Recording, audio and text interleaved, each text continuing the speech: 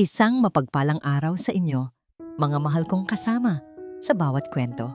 Narito na naman ang inyong lingkod, handang magbukas ng isa na namang aklat ng buhay, ng pag-ibig at ng mga pusong susubukin ng tadhana. Gaano mo kamahal ang isang tao?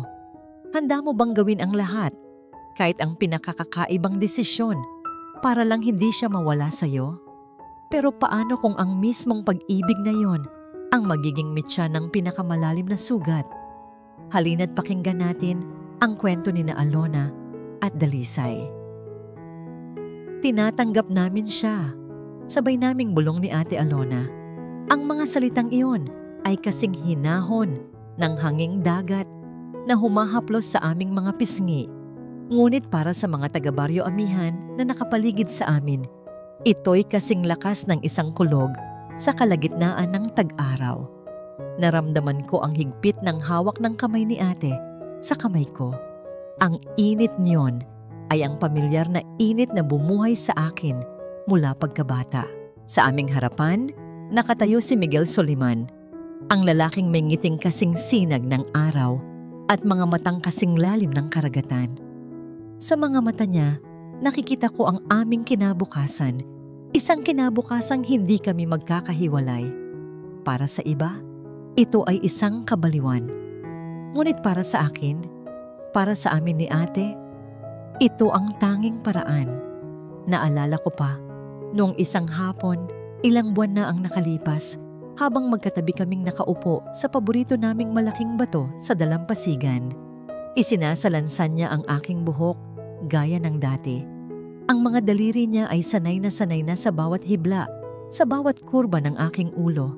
Dalisay, bulong niya, ang boses niya ay may bahid ng lungkot. Paano kapag dumating ang araw na isa sa atin ay kailangan ng umalis? Paano kung may manligaw sa'yo at dalhin ka sa ibang bayan? Napatigil ako sa paglalaro sa buhangin. Iyon ang pinakamalaking takot ko. Ang isiping magigising ako isang umaga na wala si Ate Alona sa tabi ko. Nawala ang kanyang halakhak na gumigising sa akin. Nawala ang kanyang mga sermon na nag-aalaga sa akin. Kami na lang dalawa ang natitira.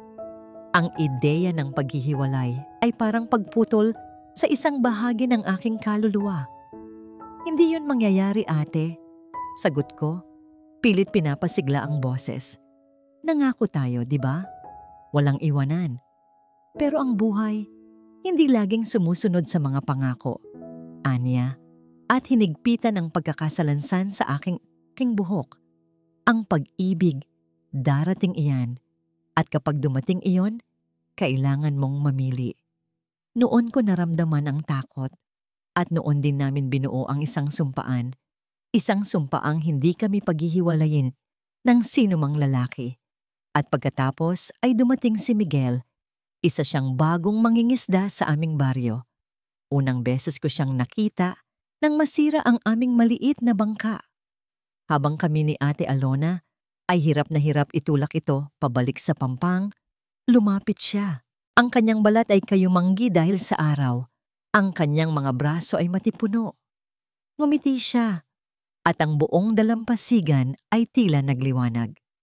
Walang maraming salita. Tinulungan niya kami. Ang mga kamay niyang magaspang dahil sa paghila ng lambat ay napakagaan nang hinawakan niya ang aming bangka. Mula noon, naging bahagi na siya ng aming araw-araw. Dinadalhan niya kami ng pinakamasarap na huli. Kinukwentuhan niya kami tungkol sa mga bituin sa laot. At sa bawat pagdaan ng araw, nararamdaman ko ang pagtibok ng puso ko para sa kanya.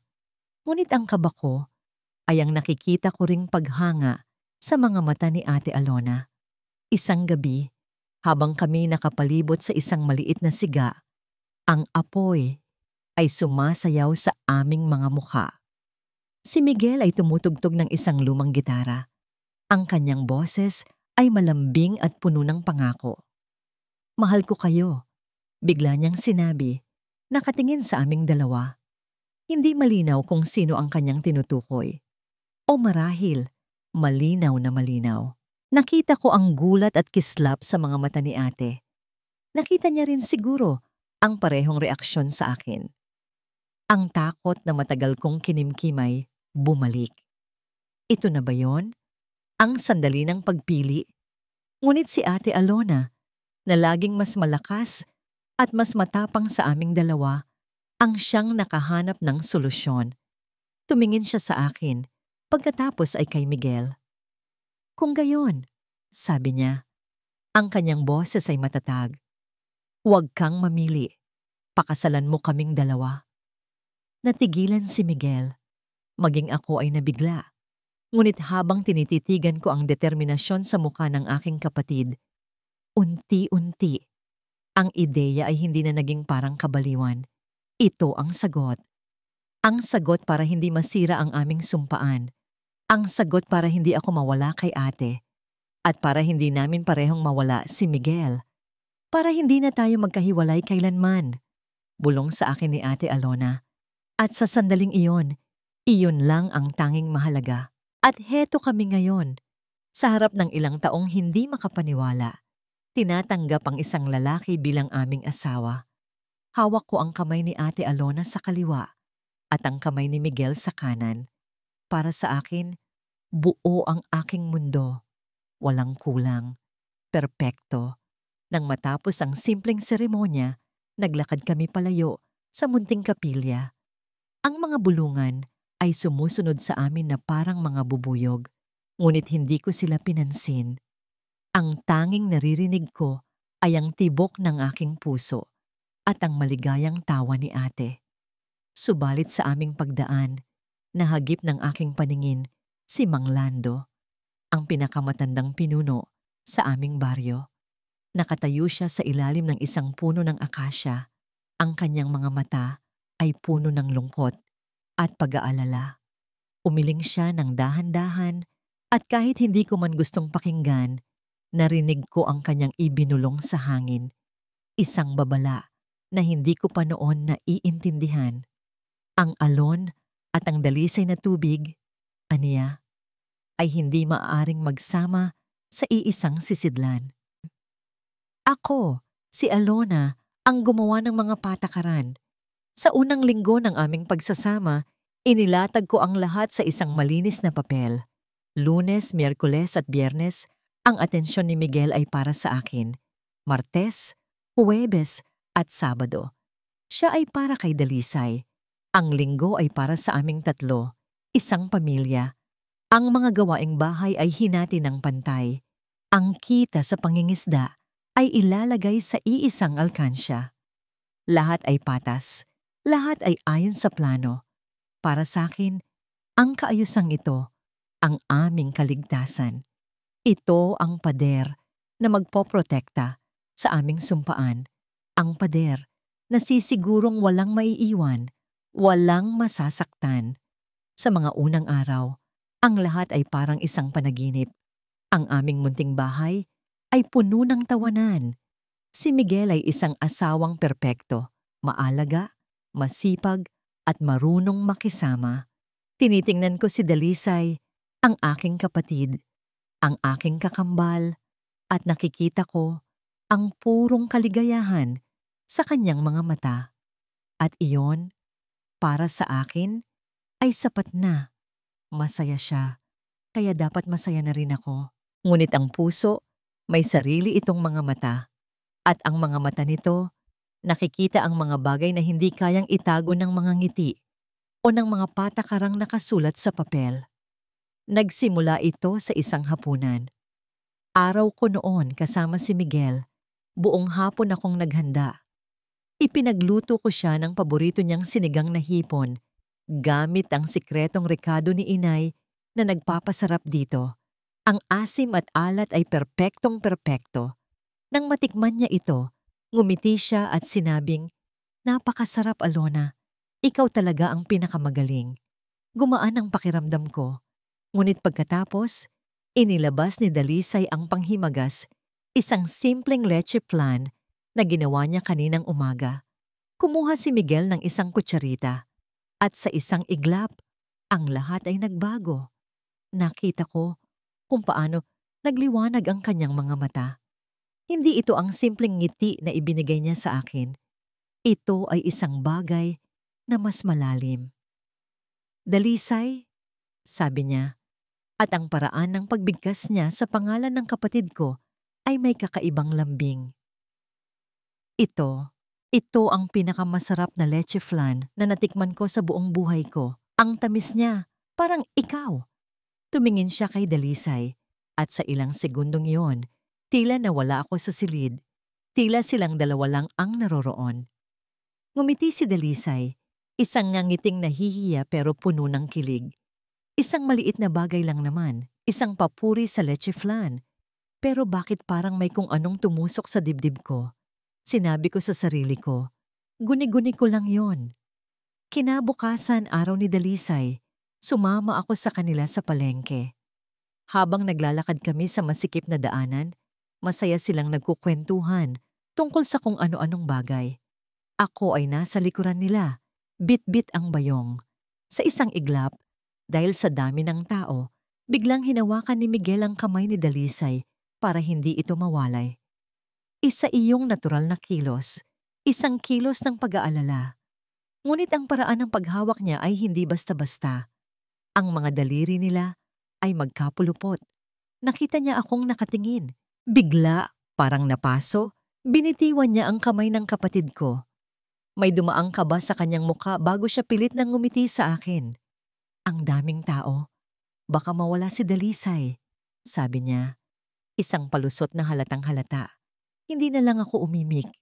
Pero ang imahe ng kanilang magkahawak na kamay ay nanatili sa isip ko buong araw. Ang pinakamasakit ay dumating ng gabing iyon. Hindi ako makatulog. Ang mga mumunting detalye, ang papuri sa leche flan, ang paghawak ng kamay, ay paulit-ulit na naglalaro sa aking isipan. Bumangon ako para uminom ng tubig. Ang liwanag ng buwan ay pumapasok mula sa aming bintana. Nagbibigay ng maputlang ilaw sa aming silid. Natutulog si Miguel sa gitna, sa isang hiwalay na banig, ayon sa aming patakaran. Si Dalisay ay nasa kanan, ako sa kaliwa. Nakita ko siyang gumalaw. Dahan-dahan, bumangon si Miguel. Akala ko ay lalabas din siya. Ngunit sa halip, lumuhod siya sa tabi ng natutulog na si Dalisay. Ang kumot ng aking kapatid ay nahulog sa sahig. Pinulot ito ni Miguel at sa paraang napakamaingat at puno ng pagmamahal, kinumutan niya itong muli. Hinaplos niya ang buhok nito palayo sa mukha. Isang haplos na napakalambot, isang haplos na hindi niya kailanman ginawa sa akin. Tumayo siyang muli at bumalik sa kanyang higaan na para bang walang nangyari. Ako naman ay nanatiling nakatayo sa dilim, hindi makahinga. Ang lahat ng aking pinipigilang takot at pagdududa ay biglang bumuhos. Ang aming mga patakaran, ang aming sistema, lahat iyon ay isang malaking kasinungalingan. Maaari mong hatiin ang oras, ang mga gawain, ang pera. Pero ang puso, hindi. Ang puso ay hindi kailanman mahahati ng pantay. Kinabukasan, habang nag-aayos ako ng mga gamit sa aming bahay, napuno ako ng hindi maipaliwanag na galit at lungkot. Kailangan kong patunayan sa sarili ko na mali ako, na paranoia ko lang ang lahat. Naglinis ako, nagpunas, nagayos. Nang iligpit ko ang mga gamit sa pangingisda ni Miguel na nakatambak sa isang sulok, may nahulog mula sa ilalim ng kanyang lumang bag. Hindi ito lambat, hindi ito pain. Isa itong bagay na hindi nababagay sa aming simpleng buhay. Isang bagay na makintab, manipis, at malamig sa aking palad. Isang smartphone, isang modelong mamahalin na kahit kailan ay hindi mabibili ng isang simpleng mangingisda. Hawak ko ang telepono at kasabay nito, hawak ko ang isang sikretong hindi ko pa alam kung ano. Pero isa lang ang sigurado ko. Ang lalaking pinakasalan naming dalawa ni Dalisay ay hindi ang taong inaakala namin. Ang dating magaan na hangin sa aming bahay ay biglang bumigat. Parang may ulap na hindi umaalis kahit katanghalian. Ang mga tawanan ay naging pilit. Ang mga kwentuhan ay naging maikli. At ang pinakamasakit sa lahat, ang aking kakambal, Ang aking si Ate Alona ay naging isang estranghera sa akin. Hindi ko alam kung kailan o paano ito nagsimula. Ang alam ko lang, isang umaga, ang mga ngiti niya ay hindi na umabot sa kanyang mga mata. Ang mga yakap niya ay naging mabilis at walang init. Naging mainitin ang kanyang ulo.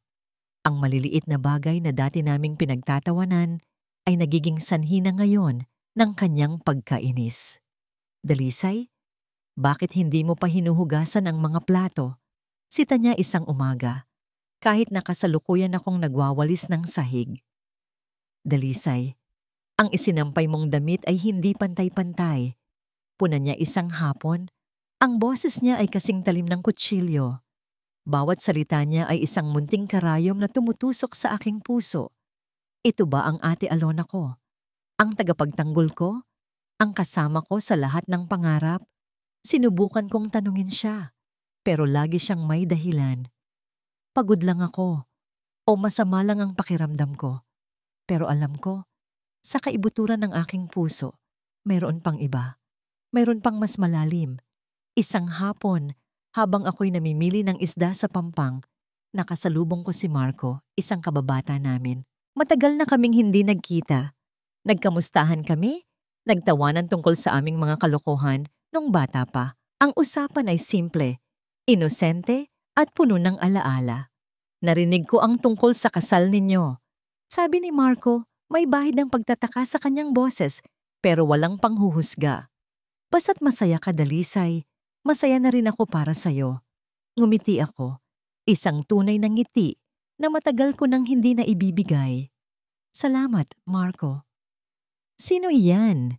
Isang malamig na boses ang pumutol sa aming pag-uusap. Nilingon ko at nakita ko si Ate Alona. Nakatayo ilang hakbang mula sa amin. Ang kanyang mga mata ay parang nag-aapoy. Ang kanyang mga kamay ay nakakuyom sa kanyang tagiliran. Ate, si Marco, naaalala mo? Sabi ko.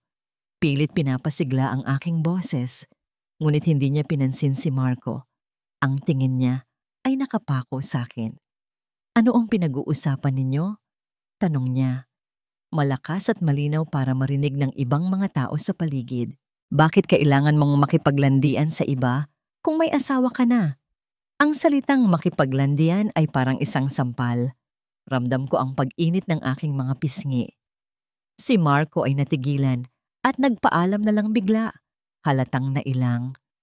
Naiwan akong nakatayo doon, nakatingin sa kapatid ko, hindi makapaniwala. Ate, nag-uusap lang kami. Sabi ko, ang boses ko ay nanginginig. Nag-uusap? Umismid siya. Huwag mo akong gawing tanga, Dalisay. Umuwi ka na. Ngayon din. Tumalikod siya at naglakad palayo. Iniwan akong nahihiya at litong-lito sa gitna ng maraming nag-uusyosong mga mata. Umuwi ako na mabigat ang dibdib. Naabutan ko si Miguel sa labas ng aming bahay, nagkukumpuni ng lambat. Nakita niya siguro ang lungkot sa aking mukha. Anong nangyari? Tanong niya. Ang boses niya ay puno ng pag-aalala. Ikinuwento ko sa kanya ang lahat. Habang nagsasalita ako, hinawakan niya ang aking kamay. Ang init niyon ay nagbigay sa akin ng kaunting kapanatagan. Nang matapos ako, umiling siya at bumuntong hininga. Hayaan mo na ang ate mo, sabi niya sa mahinang boses, para bang isang sikreto. Pagod lang siguro sa mga gawain. Alam mo namang ikaw ang mas nakakaintindi sa akin. Di ba? Ikaw ang mas kalmado, ang mas maunawain. Ang mga salita niya ay parang balsamo sa aking sugat. Pakiramdam ko, may isang taong nakakaintindi sa akin. Ngunit kasabay nito, may kaunting kirot. Bakit kailangan niyang sabihin iyon? Bakit kailangang may paghahambing sa amin ni ate? Hindi ba dapat pantay ang pagtingin niya? Nang gabing iyon, hindi na ako nakatiis. Kailangan naming mag-usap. Kailangan kong ibalik ang ate ko. Pinuntahan ko siya sa aming silid. Nakaupo siya sa gilid ng kama, nakatingin sa kawalan.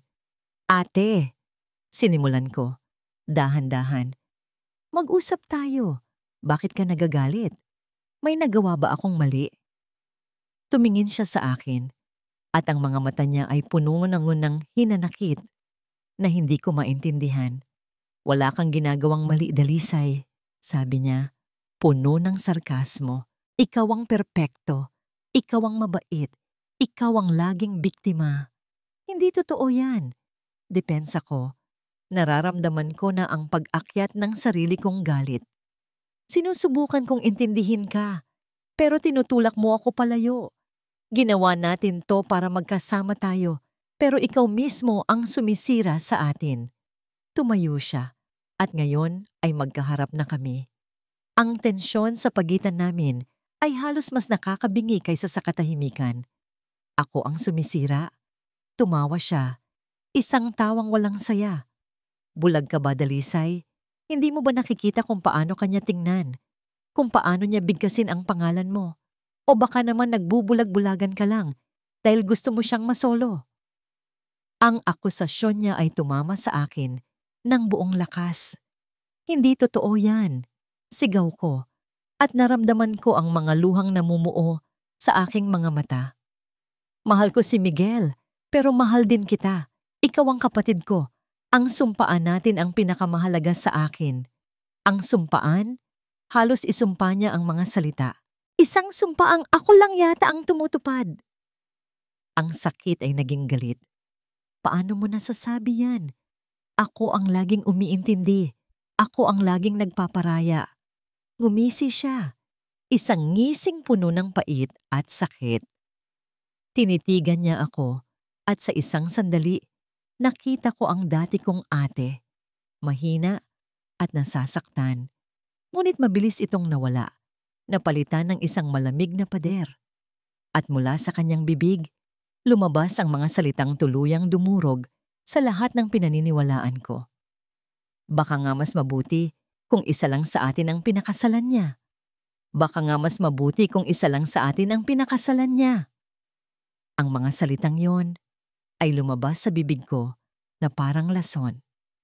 Nakita ko ang sakit at gulat sa mukha ni Dalisay bago siya tumalikod at tumakbo palabas ng bahay, humahagulgol.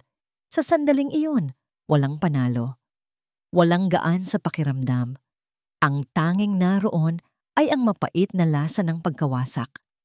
Ang sumpaan naming binuo sa dalampasigan ay winasak ko mismo sa loob ng aming tahanan.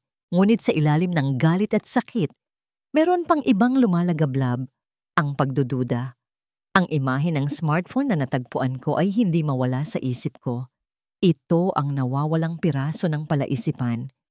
At ngayong gabi, habang si Dalisay ay wala at si Miguel ay mahimbing na natutulog, alam kong ito na ang pagkakataon ko. Hinintay kong tumahimik ang buong bahay. Ang tanging maririnig na lang ay ang ugong ng mga alon sa di kalayuan at ang malalim na paghinga ni Miguel. Dahan-dahan, parang isang magnanakaw sa sarili kong pamamahay, nilapitan ko ang kanyang bag, kinapa ko sa ilalim, at nandoon pa rin ito, malamig at makinis. Dinala ko ang telepono sa kusina, kung saan ang liwanag ng buwan ay sapat na para makita ko ang screen. Ano ang password? Subukan ko ang pangalan ko. Mali. Pangalan niya. Mali. Petsa ng kasal namin. Mali. Huminga ako ng malalim at may isang ideyang pumasok sa isip ko na nagdulot ng panibagong kirot. Sinubukan ko ang kaarawan ni Dalisay. Click! Nagbukas ang telepono. Ang dibdib ko ay parang pinipiga. Kahit ang password ng kanyang sikreto ay ang kapatid ko. Nanginginig ang aking mga daliri habang binubuksan ko ang kanyang mga mensahe at email. Ang aking mga mata ay nanlalaki sa bawat salitang nababasa ko. Hindi ito mga mensahe mula sa pamilya o kaibigan. Ito ay mga ulat, mga business proposal, mga blueprint, project, Amihan Paradise Resort, land acquisition status, 90% complete, remaining target, Lot 7B, the Soliman Ancestral Property, ang aming lupa. Ang nag-iisang lupang pamana sa amin ni na Itay at Inay. Ang paghinga ko ay bumibilis. Si Miguel Soliman ay hindi isang mangingisda. Siya ay isang ahente, isang manloloko. Ang lahat ng ito, ang kanyang pagdating sa baryo. ang kanyang panliligaw, ang kanyang pag-ibig. Lahat ay isang malaking kasinungalingan. Bigla, may narinig akong kaluskos sa labas. Mabilis kong isinara ang telepono at itinago sa aking bulsa. Sumilip ako sa bintana at nakita ko si Miguel, papalabas ng bahay, patungo sa likod bahay kung saan madilim. May kausap siya sa isa pang telepono, isang luma, at mumurahing klase, ang pain. Ang puso ko ay kumakabog ng napakabilis. Sinundan ko siya, nagtatago sa mga anino ng mga puno ng niyog. Ang hangin ng gabi ay malamig, ngunit hindi ko ito maramdaman. Ang tanging nararamdaman ko ay ang apoy ng galit na nagsisimulang mag-init sa aking mga ugat. Narinig ko ang kanyang boses, mahina, ngunit malinaw sa katahimikan ng gabi. "Oo, boss. Malapit na," sabi niya, may halong pagyayabang sa kanyang tono. "Ang sabi ko naman sa inyo, madali lang to. Konting drama lang sa pagitan ng magkapatid at bibigay din sila." May sinabi ang tao sa kabilang linya. Tumawa si Miguel. Isang tawang nakakakilabot. Isang tawang hindi ko pa kailanman naririnig mula sa kanya. "Huwag kayong mag-alala." Pagpapatuloy niya. "Alam na niyo naman, dalawa ang pain ko. Pero yung isa, si Alona, medyo matigas ang ulo. Pero yung isa, si Dalisay, naku, yun ang siguradong alas ko. Mahal na mahal ako noon. Isang salita ko lang, ibibigay niya ang lahat." Napatakip ako sa aking bibig upang pigilan ang isang hikbi. Hindi lang pala ako, kundi pati si Dalisay. Ginamit niya ang kahinaan ng kapatid ko laban sa amin. Pagkatapos ay narinig ko ang mga salitang tuluyang gumuho sa aking mundo. Ang mga salitang magmamarka sa aking kaluluwa magpakailanman. "Oo, boss. Malapit na. Konting-konti na lang at mapapasa akin na ang minahan ng ginto. Ang dalawang hangal na, yon ang magbibigay sa atin ng lupa." Minahan ng ginto. Dalawang hangal. Hindi ito tungkol sa pag-ibig. Hindi ito tungkol sa kung sino ang mas mahal niya. Hindi kailanman naging tungkol doon. Ito ay tungkol sa aming lupa. Kami ay mga kasangkapan lamang, mga hagdan na kanyang inaapakan para makuha ang kanyang gusto. Ang ganda ng baryo amihan, ang payapang buhay na pinilit kong protektahan, ang pag-ibig na inakala kong sa amin. Lahat ay isang malaking ilusyon na siya ang lumikha. Dahan-dahan, itinaas ko ang smartphone na nasa aking bulsa. Nanginginig, pinindot ko ang record button. Huli na para sa akin na malaman ang katotohanan, ngunit hindi pa huli para malaman ito ng lahat. Nakatayo ako roon sa dilim, habang ang luhang kanina ko pa pinipigilan ay malaya nang dumaloy sa aking mga pisngi. Ngunit hindi na ito mga luha ng selos o sakit ng puso. Ito ay mga luha ng purong-purong galit at paghihiganti. Ang pista ng Baryo Amihan ay dating paborito kong araw sa buong taon. Ito ang araw ng mga kulay, ng musika, ng matatamis na kakanin, at ng mga ngiting hindi nabibili. Ngunit ngayong taon, ang bawat ingay ng tambol ay parang pumupukpok sa aking dibdib. Ang bawat halakhak ay parang isang insulto sa lungkot na aking dinadala. Pagkatapos ng aming pag-aaway, hindi na ako muling kinausap ni Ate Alona. Ang bahay namin ay naging mas malamig pa kaysa sa sahig na semento. Si Miguel ay pilit kaming pinagbabati, ngunit ang mga salita niya ay walang bigat. Paano mo aayusin ang isang bagay kung hindi mo alam kung ano ang tunay na sira? Sa gitna ng plaza, sinubukan kong hanapin ang kislap ng dating pista. Ngunit ang tanging hinahanap ng mga mata ko ay siya. At natagpuan ko siya, nakatayo malapit sa isang nagtitinda ng palamig, mag-isa. Ang kanyang mukha ay walang emosyon, parang isang maskarang bato. Huminga ako ng malalim. Kailangan kong subukan. Bumili ako ng 2 stick ng paborito naming bibingka. Mainit-init pa at amoy na amoy ang bango ng gata. Dahan-dahan akong lumapit sa kanya. Ang bawat hakbang ay parang 1 kilometro ang layo. "Ate," sabi ko, Ang boses ko ay halos pabulong. Iniabot ko sa kanya ang isang bibingka. Para sa'yo. Tiningnan niya ang bibingka. Pagkatapos ay tumingin siya sa akin. Ang kanyang mga mata ay malamig. Walang bakas ng kapatid na kilala ko. Hindi niya kinuha ang pagkain. Sa halip, umiling lang siya ng bahagya at tumalikod, naglakad palayo. Ang bibingka sa aking kamay ay biglang parang naging bato. Naramdaman ko na naman ang mga luhang nagbabantang tumulo. Bakit, ate? Ano ba ang nagawa ko? Bumalik ako sa tabi ni Miguel, pilit nang ngumingiti para itago ang sakit. Hinawakan niya ang aking balikat. Hayaan mo na muna siya, Dalisay. Baka kailangan lang niya ng panahon.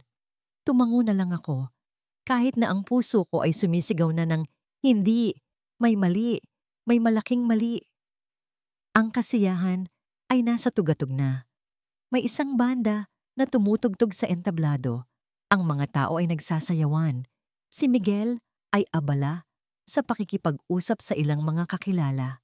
At ako, nakatayo lang doon, nawawala sa gitna ng karamihan. Pagkatapos, nangyari ang lahat ng napakabilis. Natigil ang musika.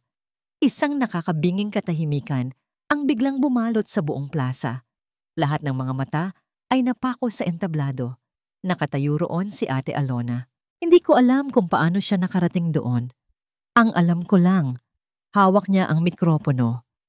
Ang kanyang muka ay kalmado, ngunit ang kanyang mga mata ay nagliliyab sa isang apoy na ngayon ko lang nakita. Isang magandang gabi sa inyong lahat, sabi niya. Ang kanyang boses ay umalingaw-ngaw sa buong baryo. Ang boses niya ay hindi nanginginig. Ito ay matatag, mapanganib. Mayroon lang akong isang bagay na gusto kong iparinig sa inyo. Pagpapatuloy niya. Isang kwento tungkol sa isang tapat na mangingisda at sa kanyang minahan ng ginto. Naramdaman ko ang paglamig ng aking dugo. Minahan ng ginto? Itinaas niya ang isang smartphone at pagkatapos, isang tunog ng static ang pumuno sa hangin na sinundan ng isang boses na napakapamilyar. Boses ni Miguel. Huwag kayong mag-alala, sabi ng boses mula sa speaker. May kasamang tawa. Ang tawang yon, na dati musika sa aking pandinig, ay naging tunog na ngayon ng isang demonyo. Yung isa, si Dalisay. Naku, yun ang siguradong alas ko. Mahal na mahal mahal na mahal ako noon.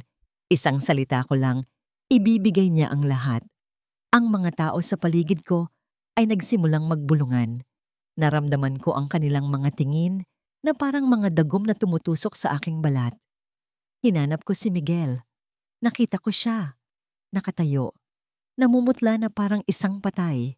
At ang recording ay nagpatuloy. Oo, boss. Malapit na. Konting-konti na lang at mapapasa akin na ang minahan ng ginto. Ang dalawang hangal na, yon ang magbibigay sa atin ng lupa.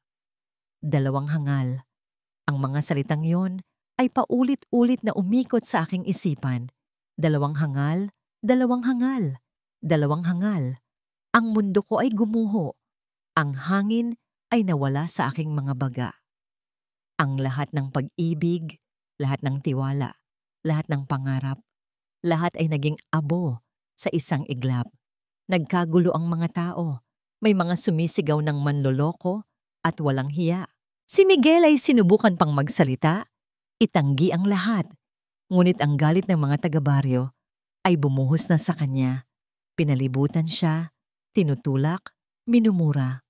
Pero ang mga mata ko, hindi kay Miguel nakatingin. Nakatingin ako sa kapatid ko. Ang aking Ate Alona, na nakatayo pa rin sa entablado, nakatingin sa akin. Sa kanyang mga mata, wala akong nakitang awa. Wala akong nakitang pag-aalala. Ang nakita ko lang ay isang malamig, mapait na tagumpay. Naunawaan ko na. Ang galit niya sa akin itong mga nakaraang araw. Ang pag-iwas niya. Lahat ay dahil dito. Alam na niya. At sa halip na sabihin sa akin, sa halip na harapin namin ito, nang kaming dalawa lang, pinili niyang ipahiya kami Sa harap ng buong mundo, hindi lang si Miguel ang nagtraidor sa akin ngayong gabi. Sa gitna ng ingay at gulo, ang tanging nakikita ko ay ang mukha niya. Ang tanging naririnig ko ay ang pagkabasag ng aking puso. Ang sakit ng panloloko ni Miguel ay malalim. Ngunit ang sakit ng ginawa ng sarili kong kapatid, ito ay nakamamatay. Bakit, ate? Bulong ko sa hangin, isang tanong na alam kong hindi niya maririnig. Ngunit isang tanong na sumisigaw mula sa kaibuturan ng aking kaluluwa. Bakit? At pagkatapos, ang lahat ay naging itim. Ang tagumpay ay may lasang abo. Iyon ang natutunan ko sa mga araw na sumunod sa pista. Naparusahan si Miguel. Ang kanyang plano ay nabisto.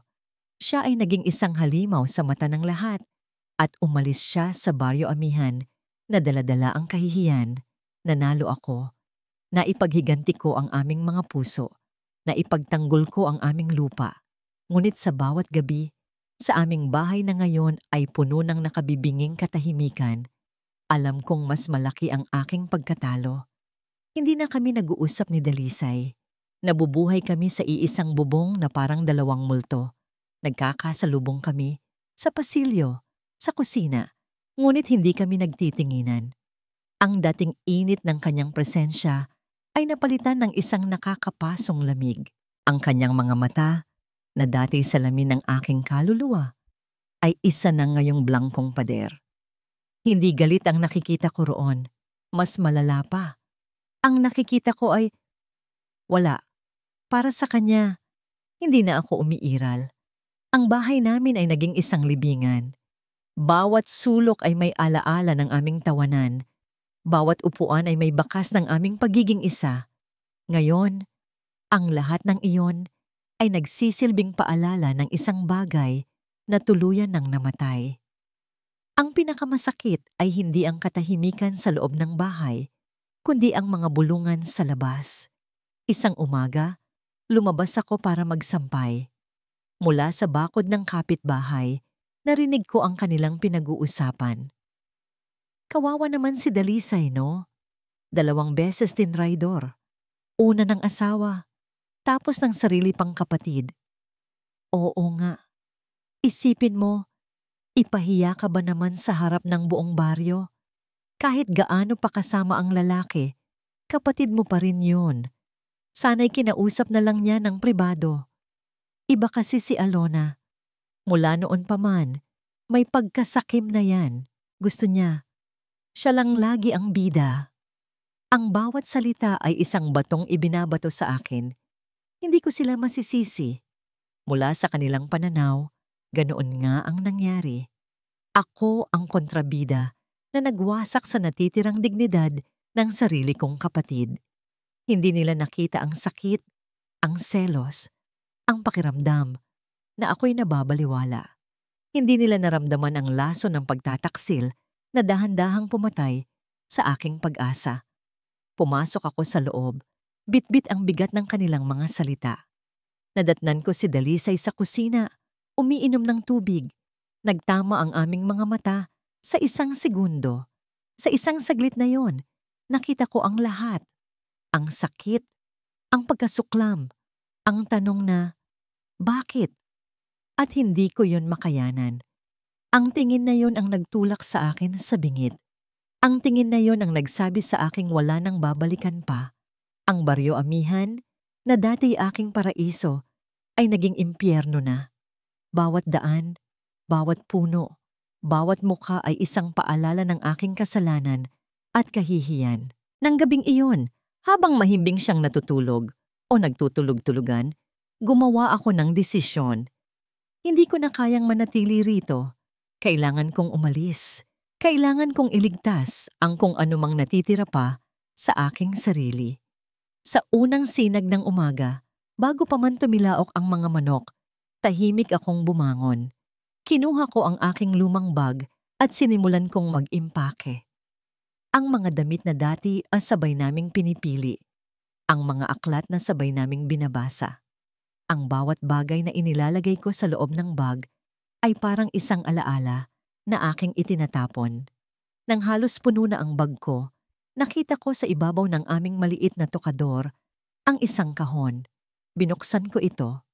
Sa loob, naroon ang 2 kwintas, isang araw at isang buwan. Ang sa akin ay ang buwan, ang sa kanya ay ang araw. Regalo namin sa isa't isa noong aming ika-16 na kaarawan. Ang simbolo ng aming sumpaan na kahit kailan, hindi kami magiging mag-isa.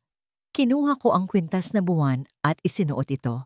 Ang kwintas na araw ay iniwan ko sa loob ng kahon. Kumuha ako ng isang pirasong papel at isang panulat.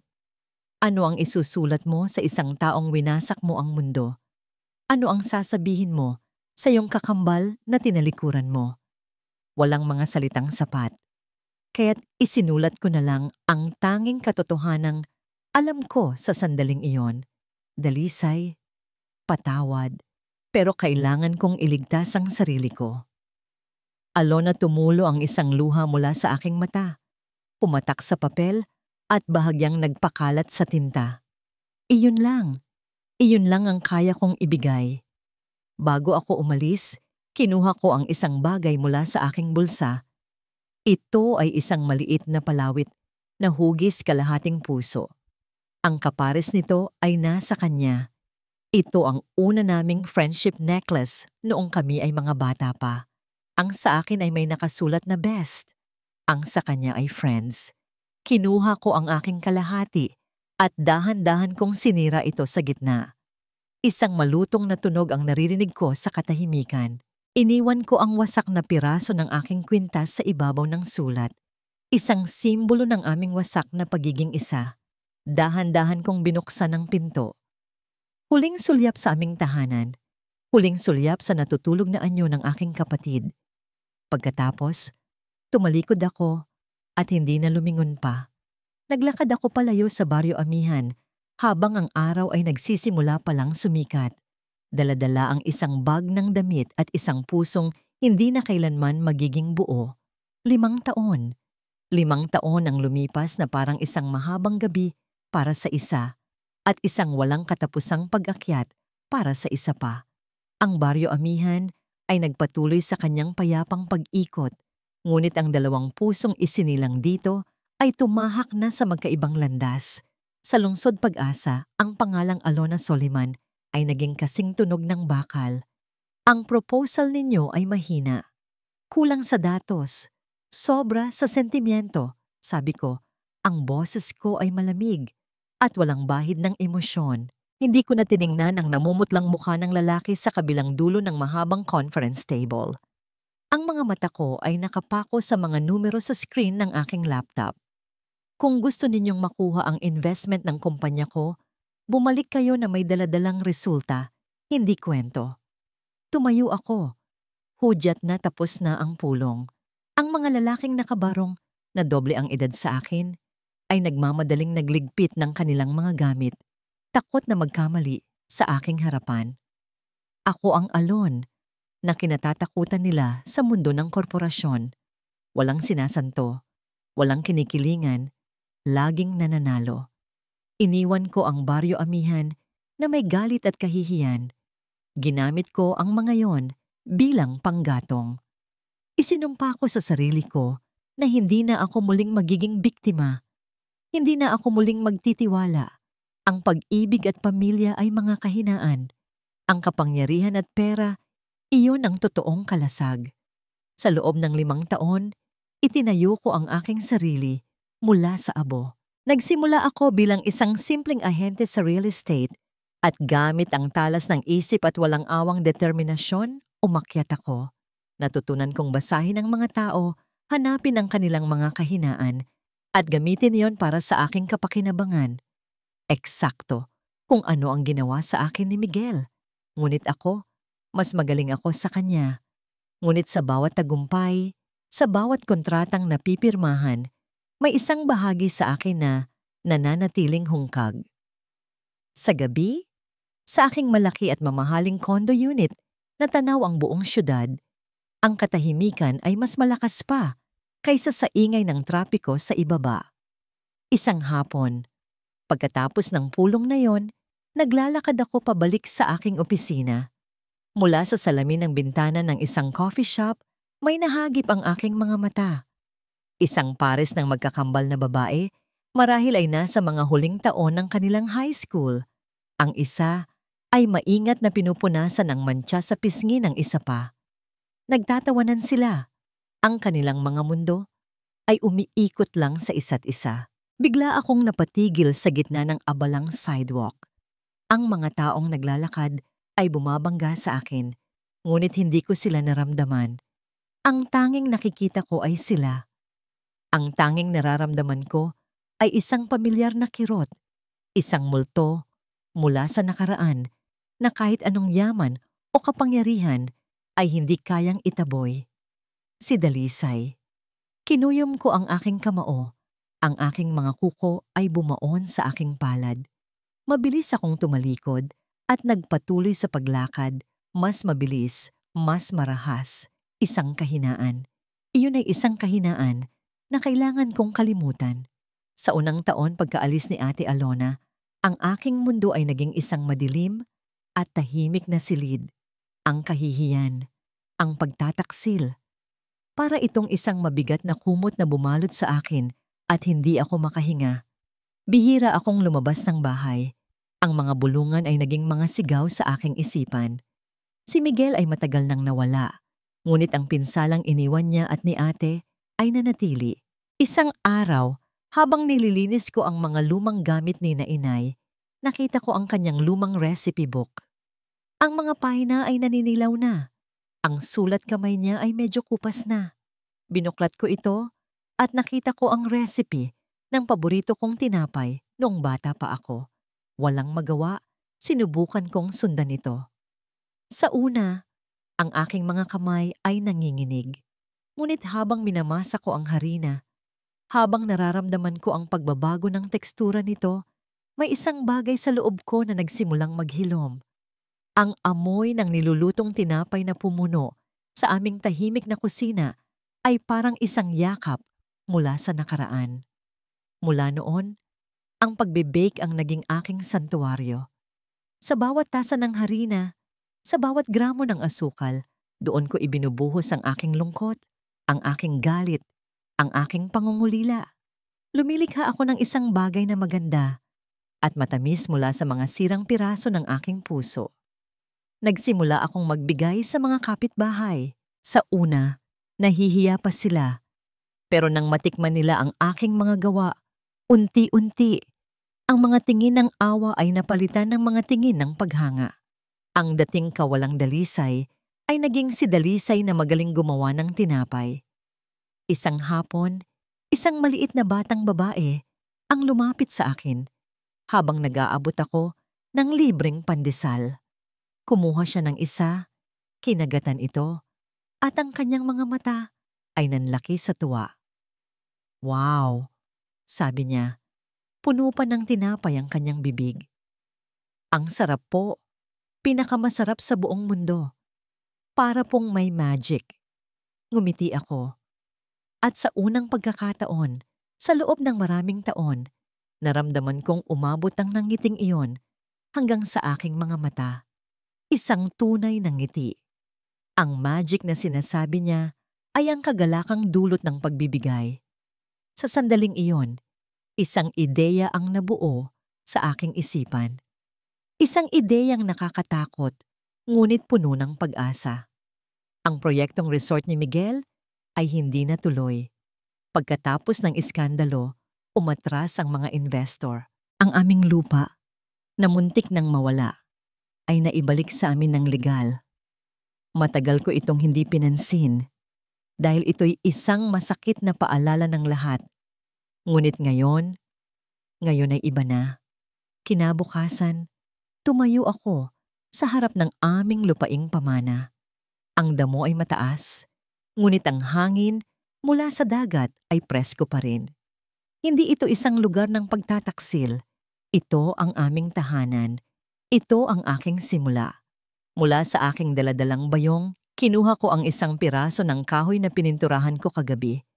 Dahan-dahan, itinusok ko ito sa lupa, sa lugar kung saan makikita ng lahat. Nakasulat dito ang mga salitang magiging bagong kabanata ng aking buhay.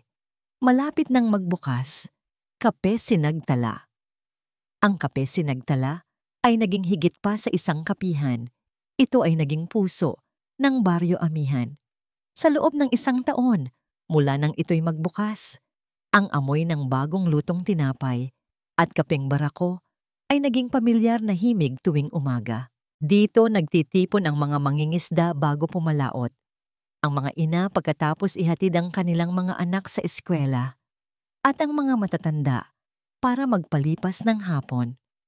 Ang dating lugar ng kasinungalingan ay naging isang lugar ng kwentuhan, tawanan at paghilom. At sa gitna ng lahat ng ito, naroon ako. Hindi na ako si Dalisay na biktima.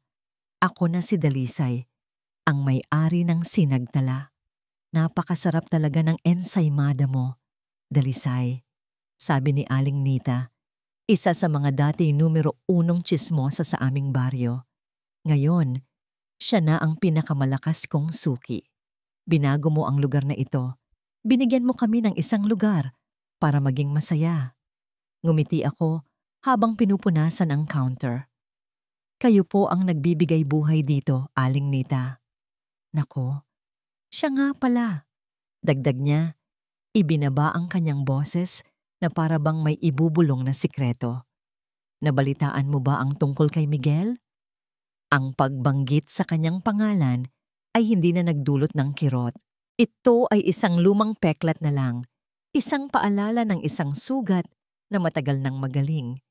Tumingin ako sa kanya ng may kalmadong interes. Ano po ang tungkol sa kanya? Ayon sa pinsan ko na taga Maynila, nalugi raw ang lahat ng negosyo niya. Nalulong daw sa sugal at alak. Huling kita sa kanya, namamalimos na lang daw sa kung saan-saan. Kwento niya, may halong awa at buti nga sa kanya. Sa kanyang tono, tumangulang ako. Walang tuwa, walang galit. Tanging isang mapayapang pagtanggap. Ganoon po ba? Sana'y natuto na siya sa kanyang mga pagkakamali at makahanap din siya ng kapayapaan. Nagulat si Aling Nita sa aking sagot. Marahil ay inaasahan niyang magdiriwang ako. Ngumiti lang ako sa kanya at nagpatuloy sa aking ginagawa. Ang paghihiganti ay hindi na bahagi ng aking mundo. Ang pagpapatawad sa kanya ay matagal ko nang ibinigay, hindi para sa kanya, kundi para sa sarili ko. Hapon na at medyo humina na ang mga tao. Nakatayo ako sa likod ng counter, nakatingin sa labas. Ang araw ay dahan-dahang lumulubog. Nag-iiwan ng kulay kahel at lila na mga guhit sa kalangitan. Mapayapa, tahimik. Pagkatapos, isang ugong ang pumunit sa katahimikan. Isang ugong ng makina na hindi pamilyar sa aming baryo. Hindi ito tunog ng tricycle o ng lumang jeep. Ito ay tunog na makinis, malakas at mayaman. Lahat ng natitirang customers sa kapihan ay napatingin sa labas. Maging ako ay natigilan. Mula sa kalsadang lupa, dahan-dahang pumasok sa aming bakuran ang isang itim at makintab na sasakyan. Kumikinang ito sa ilalim ng papalubog na araw, parang isang itim na hiya sa gitna ng buhanginan. Ito ay isang bagay na nabibilang sa syudad, hindi sa aming simpleng baryo. Huminto ang sasakyan sa harap mismo ng Kape Sinagtala. Ang lahat ay napatahimik, naghihintay kung sino ang lalabas mula sa bintanang itim na itim. Dahan-dahang bumukas ang pinto sa driver's side. Una, isang paa ang lumabas, nakasuot ng isang itim, matulis, at mamahaling sapatos na may takong. Pagkatapos, sumunod ang isang katawan na balot sa isang itim na blazer na perpektong-perpekto ang pagkakatahi. Ang buhok niya ay maikli hanggang leeg at perpekto ang pagkakagupit, malayo sa mahabang buhok na alon-alon na laging sinasabitan ng bulaklak ng kalachuchi. Tumayo siya ng tuwid at isinara ang pinto ng sasakyan. Humarap siya sa aking kapihan.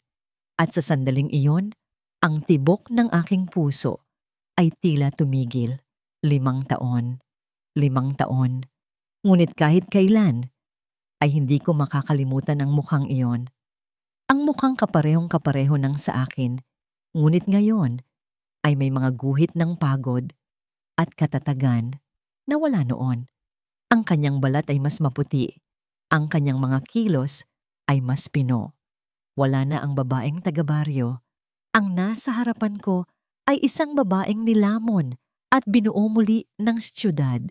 Napatigil ang lahat.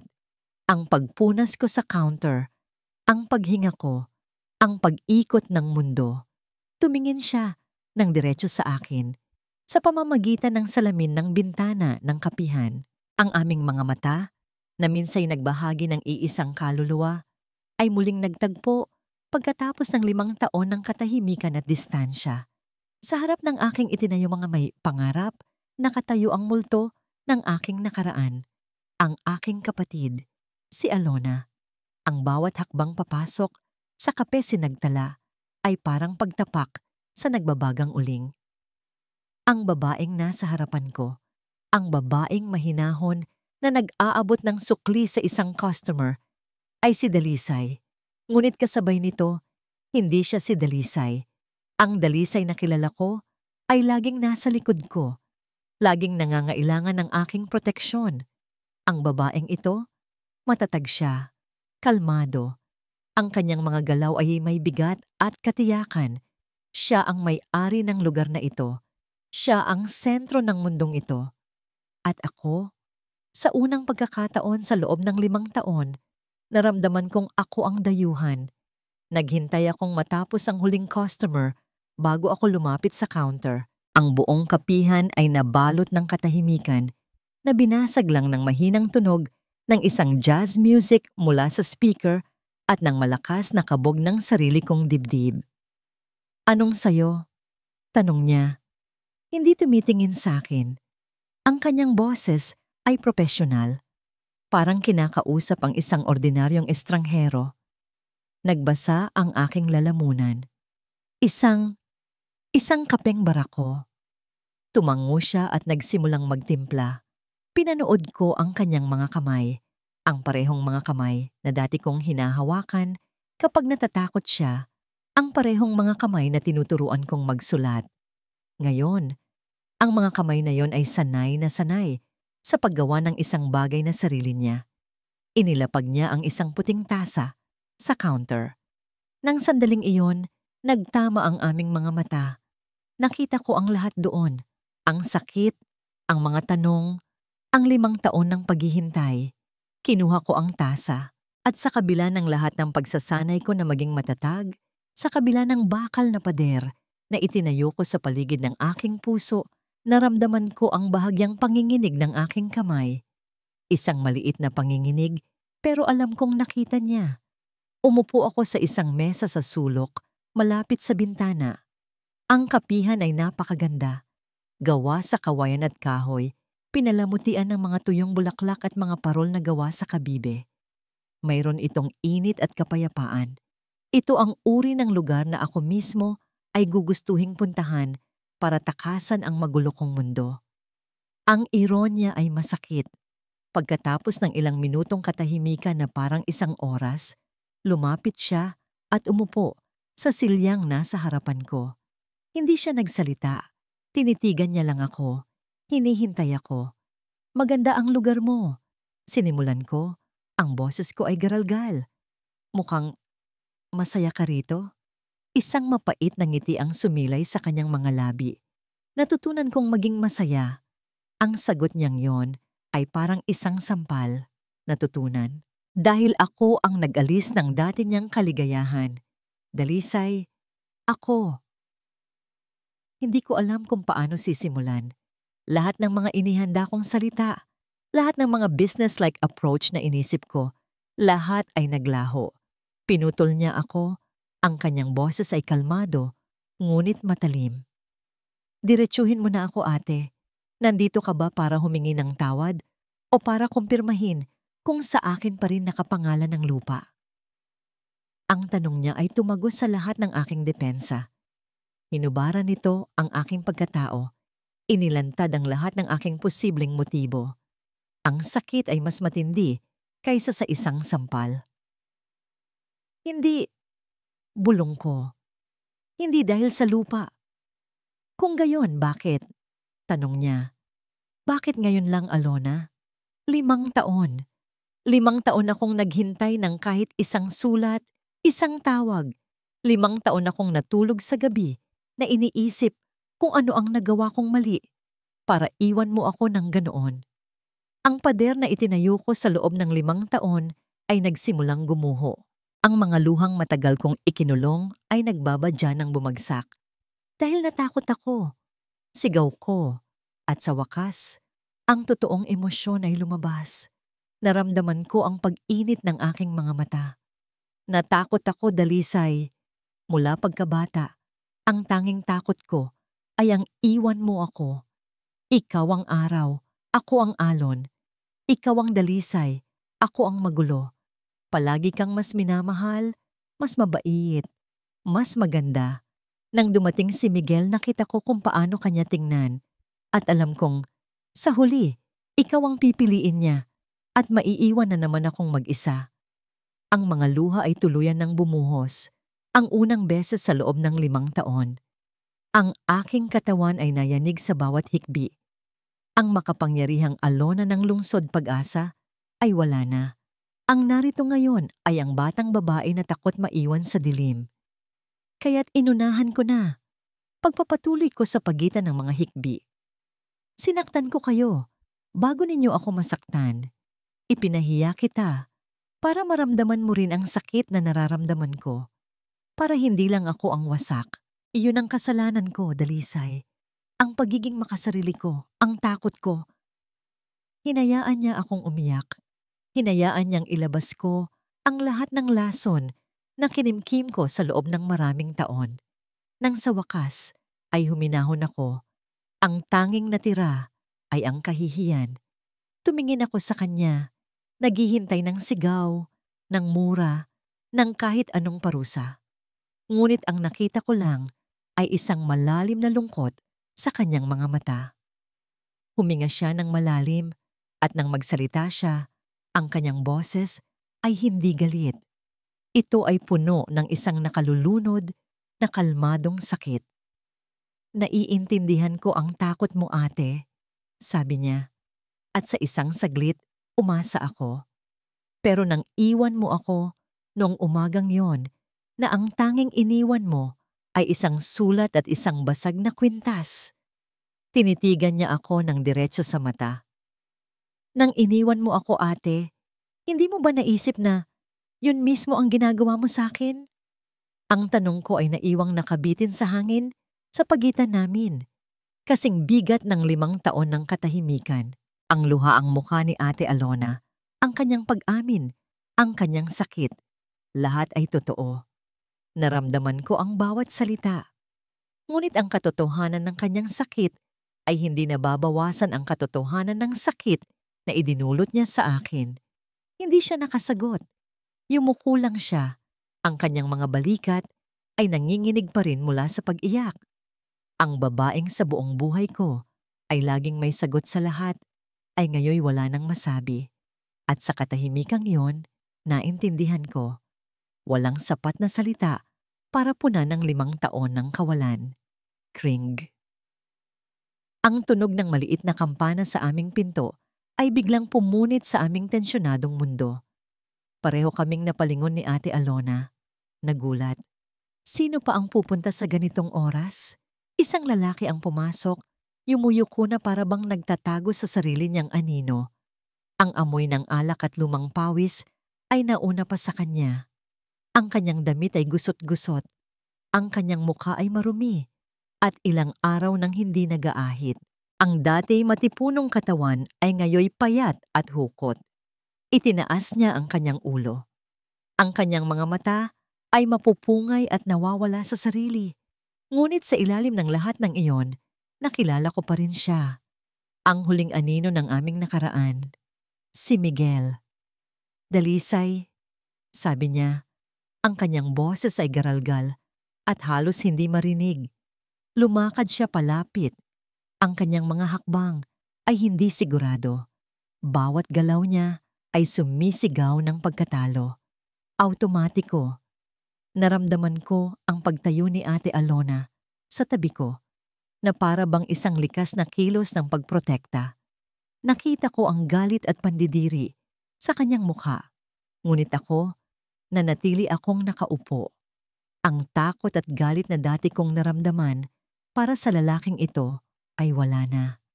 Ang nakikita ko na lang sa aking harapan ay isang taong wasak. Isang taong nilamon ng sarili niyang kasinungalingan. "Anong ginagawa mo rito?" tanong ni Ate Alona. Ang kanyang boses ay matigas na parang bato. Hindi siya pinansin ni Miguel. Ang kanyang mga mata ay nakapako sa akin, puno ng isang desperadong pagsusumamo. "Dalisay, tulungan mo ako." Pagmamakaawa niya. Wala na akong kahit ano. Nagkamali ako. Alam kong nagkamali ako. Patawarin mo ako. Lumuhod siya. Ang dating mayabang na si Miguel Soliman na minsay nagpatibok sa puso naming dalawa ay ngayon nakaluhod sa sahig ng aking kapihan na parang isang pulubi. Tumingin ako sa kanya at sa isang saglit naalala ko ang lahat, ang matatamis na salita, ang mga pangarap na binuo namin, at ang napakasakit na pagtataksil. Ngunit ang mga alaalang yon ay parang isang lumang pelikula na lang, malabo at walang kulay. Dahan-dahan akong tumayo. Nakita ko ang pag-aalala sa mukha ni Ate Alona, na para bang inaasahan niyang sisigaw ako o iiyak. Ngunit ang panahon ng pag-iyak ay matagal nang tapos. Pumunta ako sa cash register, kumuha ng ilang pirasong papel na pera, at bumalik sa harapan niya. Inilahad ko ito sa kanya. Hindi ito tulong. Ito ay pamamaalam. "Tumayo ka, Miguel," sabi ko. Ang aking boses ay kalmado at matatag, walang panginginig, walang pag-aalinlangan. Tumingala siya, naguguluhan. Kinuha niya ang pera, gamit ang nanginginig na kamay. "Hindi ko alam kung ano ang kapatawaran para sa'yo," pagpapatuloy ko. "Pero para sa akin, ang pagpapatawad ay ang pagpapalaya sa sarili ko mula sa galit. At matagal na kitang pinalaya." Tinitigan ko siya ng diretso sa mata. "Ito na ang huli. Magsimula ka ulit malayo sa amin. Malayo sa Baryo Amihan. Hanapin mo ang kapayapaan mo, gaya ng paghahanap ko sa kapayapaan ko." Nakatitig lang siya sa akin, hindi makapaniwala. Marahil ay inaasahan niya ang galit, ang pagsumbat. Ngunit ang ibinigay ko sa kanya ay isang bagay na mas malinaw. Isang pagtatapos. Dahan-dahan siyang tumayo at tumalikod. Walang ibang salita. Lumabas siya ng pinto. Ang kampana ay muling tumunog. Hudyat ng kanyang tuluyang paglisan. Ang huling anino ay nawala na. Nang mawala siya sa aming paningin, doon ko lang naramdaman ang titig ni Ate Alona sa akin. Nang lumingon ako sa kanya, nakita ko ang isang bagay na hindi ko pa nakikita sa kanyang mga mata. Isang purong pagkamangha. Nakita niya ang lakas na hindi niya alam na mayroon ako. Naintindihan niya, marahil sa unang pagkakataon, na hindi ko na kailangan ang kanyang proteksyon. Isang mahabang katahimikan ang muling bumalot sa amin. Ngunit ngayon, iba na ito. Ang bigat ay nabawasan. Siya ang unang nagsalita. Ang kanyang boses ay basag at puno ng isang damdaming hindi ko maipaliwanag. "Patawarin mo ako," bulong niya, at sa pagkakataong ito, alam kong hindi na ito dahil sa selos o takot. Ito ay purong pagsisisi. Tumingin siya sa akin, ang kanyang mga mata ay muling napuno ng luha. "Patawarin mo ako, hindi dahil sa ginawa ko sa kanya, kundi sa lahat ng sakit na idinulot ko sa iyo." Sa harap ng isang tasa ng kapeng lumalamig na, sa loob ng isang kapihang pinangalanang Sinagtala, nagsimulang maghilom ang isang sugat na 5 taong nanatiling bukas. Ang huling mga salita ni Alona ay hindi isang tanong, kundi isang pagsusumamo. Isang pag-amin na hindi lang si Dalisay ang nasaktan, kundi siya rin. Siya na nanakit.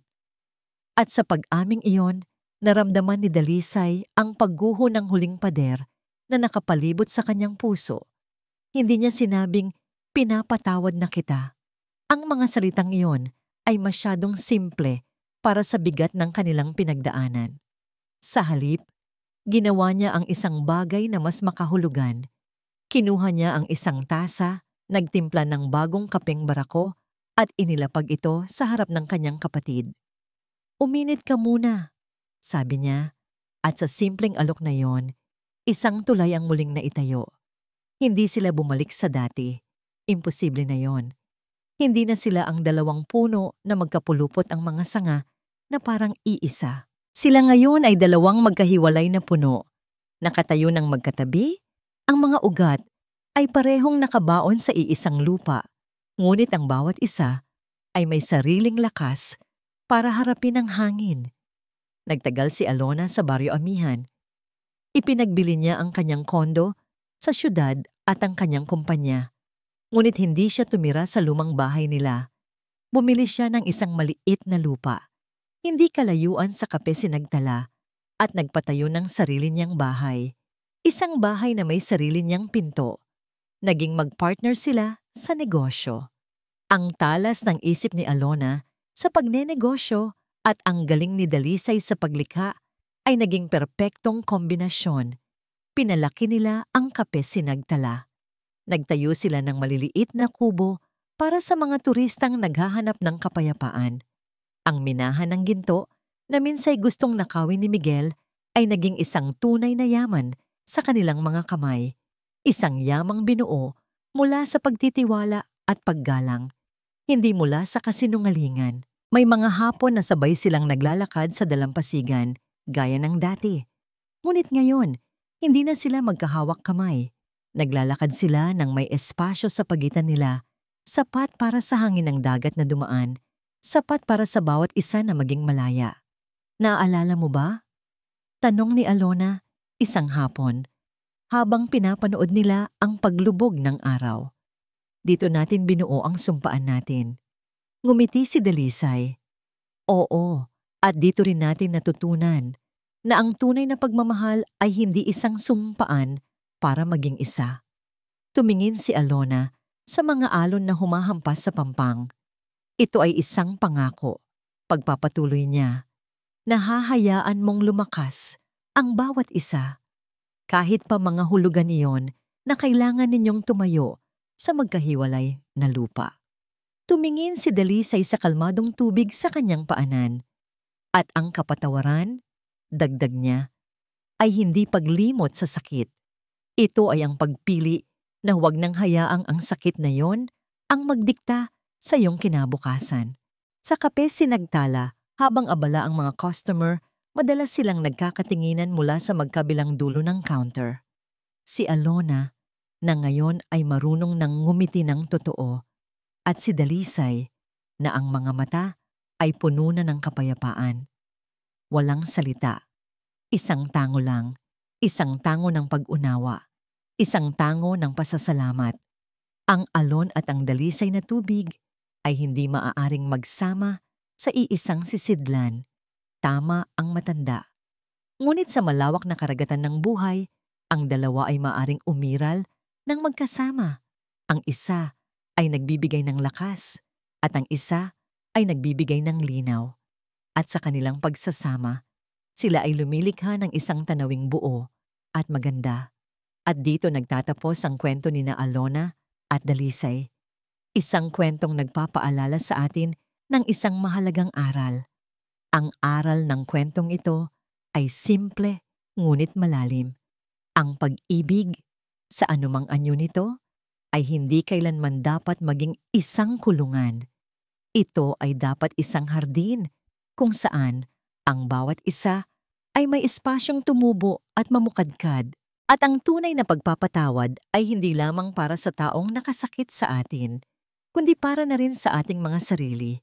Isang pagpapalaya mula sa bigat ng nakaraan upang makalipad tayo patungo sa isang mas mapayapang bukas. Maraming salamat po sa inyong muling pagsama sa akin sa paglalakbay na ito. Naway may napulot kayong inspirasyon mula sa kwento ng dalawang magkapatid. Ano po ang masasabi ninyo sa kanilang pinagdaanan? At anong uri ng mga kwento pa ang nais ninyong marinig sa mga susunod nating pagkikita, i-comment nyo lang po sa ibaba. Hindi dito nagtatapos ang ating paglalakbay. Marami pa pong kwentong kasing ganda at mas puno ng aral dito sa aming channel. Kung nagustuhan nyo ang kwentong ito, i-like, i-share sa pamilya at mga kaibigan at mag-subscribe na rin para lagi kayong updated sa mga susunod pa naming kwento. I-click nyo ang notification bell para kayo ang unang makarinig kapag may bago kaming upload. Pagpalain po kayo ng Panginoon, kayo at ang inyong buong pamilya. Hanggang sa muli.